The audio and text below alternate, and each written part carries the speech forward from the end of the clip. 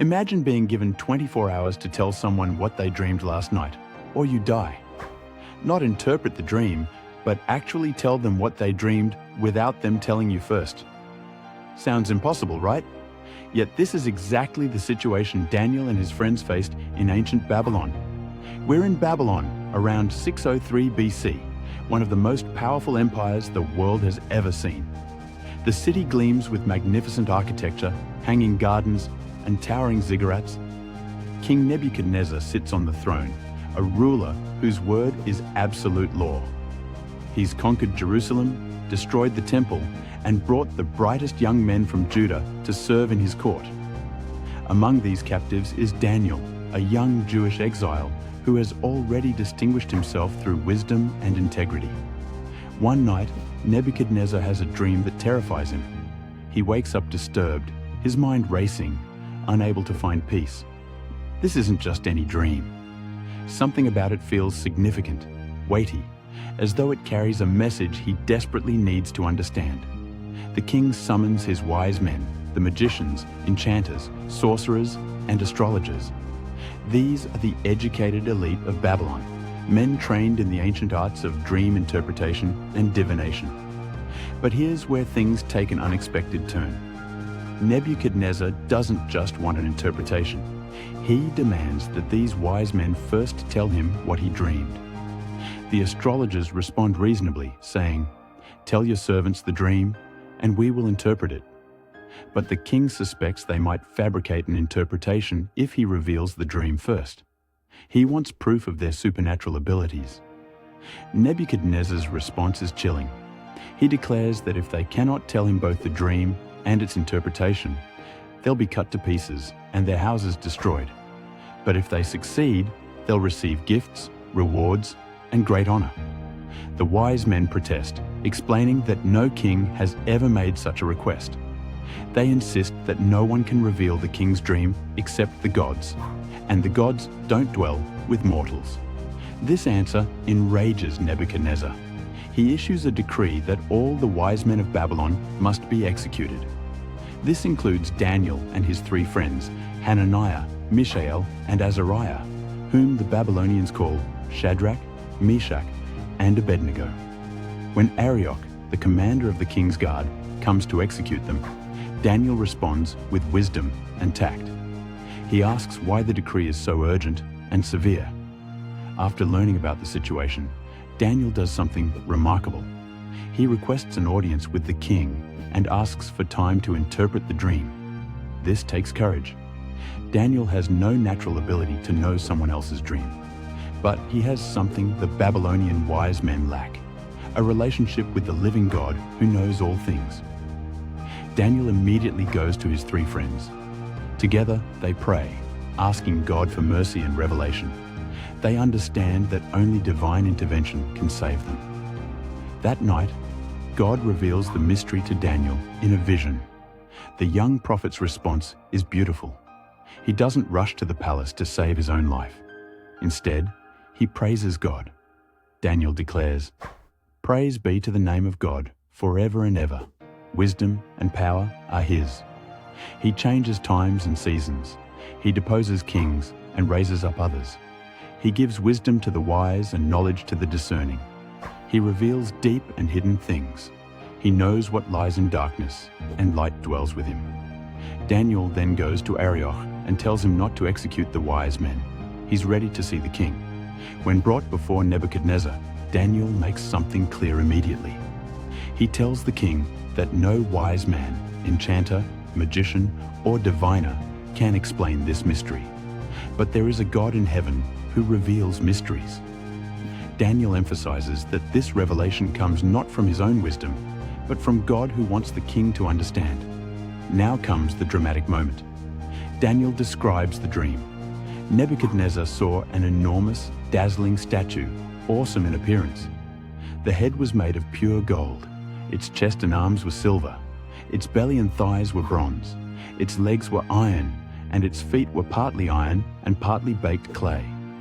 As the king watched, a rock was cut out, but not by human hands. This rock struck the statue on its feet of iron and clay, smashing them. Then the entire statue, The iron, clay, bronze, silver, and gold broke to pieces simultaneously. The pieces became like chaff on a threshing floor during summer. The wind swept them away without leaving a trace. But the rock that struck the statue became a huge mountain and filled the whole earth. Can you imagine the king's reaction? This young Jewish captive has just described exactly what he dreamed. The impossible has happened. But Daniel doesn't stop there. He provides the interpretation. The head of gold represents Nebuchadnezzar himself and his kingdom of Babylon. God has given him dominion, power, might, and glory. After his kingdom falls, another kingdom will arise, inferior to his, represented by the silver. This would be the Medo-Persian Empire. Then a third kingdom of bronze will rule over the whole earth, representing Greece under Alexander the Great. The fourth kingdom, represented by iron, will be strong like iron that breaks and smashes everything. This kingdom, Rome, will crush and break all the others. The feet and toes, partly of baked clay and partly of iron, represent a divided kingdom. It will have some strength of iron, but also weakness. Just as iron and clay don't mix, this kingdom will be partly strong and partly brittle. Then comes the most significant part of the interpretation. In the time of those kings, the God of heaven will set up a kingdom that will never be destroyed. It won't be left to another people. It will crush all those kingdoms and bring them to an end, but it will itself endure forever. This is represented by the rock cut out of a mountain, but not by human hands. This prophecy is remarkable because it accurately predicted the succession of world empires, Babylon, Medo-Persia, Greece, and Rome. But more importantly, it pointed to God's eternal kingdom established through Jesus Christ. This kingdom, not made by human hands, would break into human history and grow to fill the whole earth. Unlike earthly kingdoms that rise and fall, God's kingdom would never end. King Nebuchadnezzar's response is extraordinary. He falls prostrate before Daniel and orders that an offering be presented to him.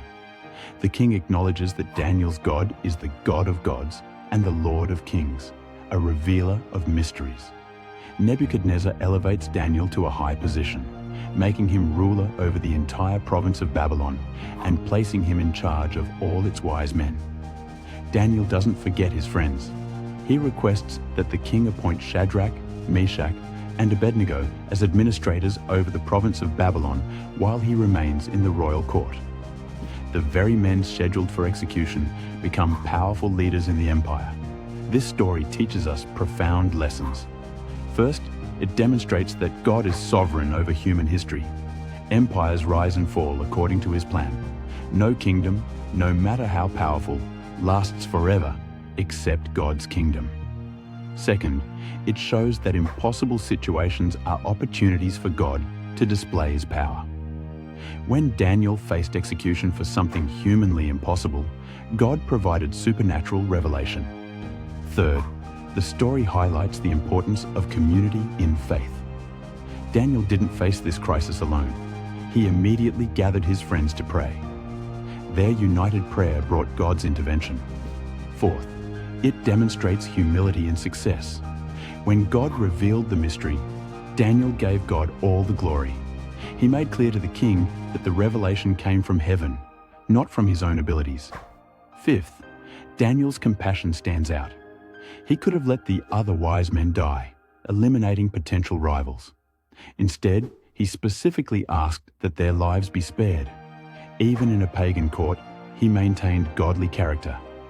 Finally, the prophecy itself reminds us that human kingdoms are temporary, but God's kingdom is eternal. Today, we live in the fulfillment of this prophecy. The rock cut without hands represents Christ's kingdom, which entered history through his birth, death, and resurrection. This kingdom grows not through military conquest, but through the gospel's transforming power. It advances as people from every nation submit to King Jesus. When we face impossible situations, Daniel's example encourages us. The same God who revealed mysteries to Daniel still works today. When circumstances seem overwhelming, when demands feel unreasonable, When threats loom large, we can turn to God in prayer. We can trust that He knows all things and can provide wisdom beyond our natural abilities. Daniel chapter 2 reminds us that our God reigns supreme over all earthly powers. Presidents, kings, and empires come and go, but God's throne remains forever. This truth should give us confidence and peace, regardless of political circumstances or global events. We belong to an unshakable kingdom. The story also challenges us to maintain integrity and faith even in hostile environments. Daniel lived in Babylon, surrounded by pagan practices and pressures to compromise. Yet he remained faithful to God and demonstrated godly character. His faithfulness positioned him to be God's instrument at a critical moment. As we navigate our own complex world, facing our own impossible situations, may we remember Daniel's example. May we pray with faith, give God glory and success, show compassion to others, and trust in God's sovereign plan. The God who revealed mysteries to Daniel still speaks today, still guides His people, and still builds His eternal kingdom.